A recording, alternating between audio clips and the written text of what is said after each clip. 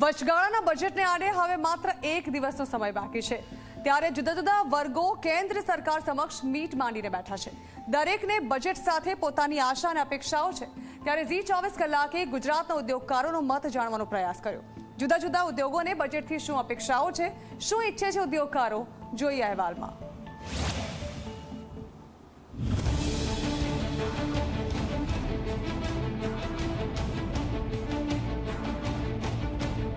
ઉદ્યોગના મોરચે ગુજરાતનું સ્થાન દેશમાં ટોચ પર છે। દેશના કુલ ઔદ્યોગિક ઉત્પાદનમાં ગુજરાતનો ફાળો 17% જેટલો છે, જ્યારે દેશની કુલ નિકાસમાંથી 20% જેટલી નિકાસ ફક્ત ગુજરાત કરે છે।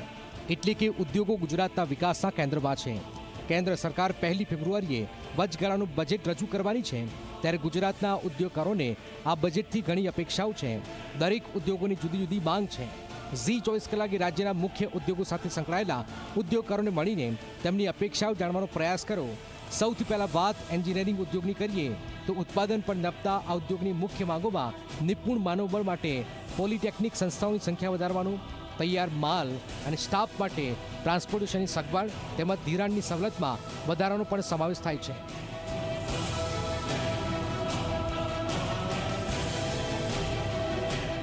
હજી ટેકનિકલ યુનિવર્સિટી જેમ આપણે અમદાવાદમાં પોલિટેકનિક છે, એવી ગામે ગામે અથવા જિલ્લે બીજી અગર ઇન્સ્ટિટ્યૂટ વધારવામાં આવે તો ત્યાંના લોકલ માણસોને જ લોકલ મહત્વ ત્યાં મળી રહે અને ત્યાં જ એમને નોકરી મળી શકે, જેથી એમના ફેમિલી સાથે બી રહી શકે અને વધારે સારું ડેવલપ કરીને કામ બી કરી શકે। અને એ જ વખતે કદાચ ત્યાં આગળ જેમ અહીંયા અમદાવાદમાં આપણે મેટ્રો રેલ શરૂ થઈ છે, એવી કદાચ આજુબાજુના ગામ અત્યારે સાણંદ જીઆઈડીસી માંડીને મહેસાણા છત્રા જીઆઈડીસીનો આખો પટ્ટો જ એન્જિનિયરિંગના હબ તરીકે ડેવલપ થઈ રહ્યો છે, જેમાં ઓટોમોબાઈલથી માંડીને એરોસ્પેસ ને ડિફેન્સ સુધીના એન્જિનિયરિંગ કંપનીઓ આવી રહી છે। તો એ વખતે કદાચ પેલી ઇન્ટરસિટી મેમુ છે કે એવી કોઈ બસની વધારે સગવડ કરે, જેથી વર્કરો ત્યાં આવી શકે અને વધારે ટાઈમસર કામ આપી શકે। જો એ થઈ શકે તો વધારે ફાયદો થાય। ગુજરાતના મોટાભાગના ઉદ્યોગો એમએસએમઈ સેક્ટરમાં છે, ત્યારે લગભગ તમામ ઉદ્યોગોની માંગ જીએસટીમાં ઘટાડો કરવાની છે। ઉદ્યોગકારોનું માનીએ તો કાચા માલ પર એક દરે જીએસટી લેવાય તો તેનાથી ઉદ્યોગોને મોટી રાહત થાય તેમ છે। તેનાથી જીએસટી ફાઇલિંગની જટિલતા દૂર થઈ શકે છે। જીએસટી રેટ ઘટાડે અને દરેક પ્રોડક્ટ એ સિંગલ જીએસટી રેટમાં આવે। જરૂરી નથી કે બધાને અલગ અલગ, ધારો કે અમે 5 પ્રકારની આઇટમ ખરીદીએ છીએ, એમાં 18%, 12%થી લઈને 24% સુધીના અલગ અલગ રેટ ઓફ ઇન્ટરેસ્ટ બધાને ભેગી થઈને એક જ વસ્તુ વેચવાની હોય છે 18%માં। તો એ વખતે જીએસટીના રિટર્ન ભરતી વખતે એમાં બી ઘણા પ્રોબ્લેમ થતા હોય છે। તો બેટર છે કે દરેક પ્રોડક્ટ, દરેક વસ્તુ એક જ જીએસટી રેટ ઓફ ઇન્ટરેસ્ટમાં રેટમાં આવે તો એનો ઘણો અલગ ફાયદો થઈ શકે છે। ગુજરાત કેમિકલ સેક્ટરમાં દેશનું હબ છે, ત્યારે કેમિકલ ઉત્પાદકોની પણ પોતાની માંગ છે। મુખ્ય માંગોમાં ઇન્ડસ્ટ્રીયલ વેસ્ટના ડીપ સી ડિસ્ચાર્જની મંજૂરી, નિકાસમાં વધારો કરવા, નિકાસ નીતિમાં સુધારો તેમજ નિકાસકારોને નવીનીકરણ માટે સબસિડી સહિતની રાહતોનો પણ સમાવેશ થાય છે।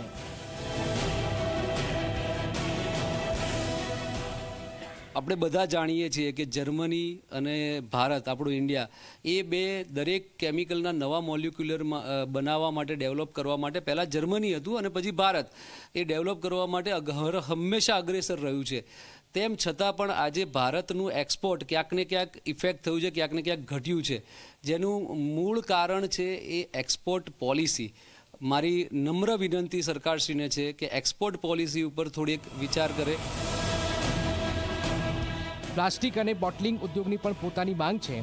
મુખ્ય માંગોમાં પ્લાસ્ટિક અને પોલિમરના ભાવમાં પણ સ્થિરતા લાવવાનો અને કાર્બોનેટેડ સોફ્ટ ડ્રિંક અને પાણીની બોટલ પર જીએસટી એક સમાન કરવાનો સમાવેશ થાય છે।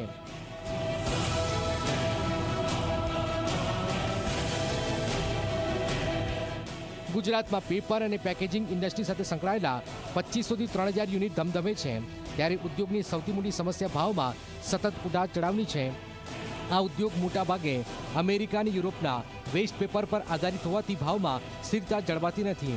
આ ઉપરાંત ફિનિશ પ્રોડક્ટ પર જીએસટી ઘટાડવાની જરૂર પણ વ્યક્ત કરાઈ છે।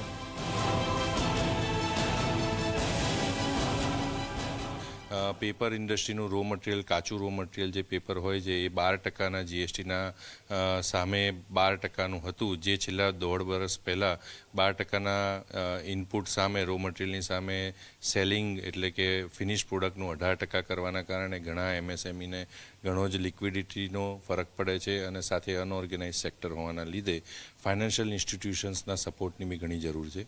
એના માટે કેન્દ્ર સરકારને વિનંતી કે જો 12% સામે 12% થાય તો ઘણા MSME યુનિટ જે પેકેજિંગ ઇન્ડસ્ટ્રીમાં સ્ટ્રગલ કરી રહ્યા છે અત્યારે રેટને લઈને, એમાં થોડી રાહત મળે. આ બજેટ વચગાળાનું છે. ચૂંટણી પછી સંપૂર્ણ કદનું બજેટ આવશે ત્યારે જોવું એ રહેશે કે ચૂંટણી પહેલા ઉદ્યોગકારોને રાહત મળે છે કે નહીં. ખાસ કરીને GSTના દરોમાં સુધારા પર મોટી જાહેરાતની રાહ જોવાઈ રહી છે. ગૌરવ પટેલ, ઝી મીડિયા, અમદાવાદ.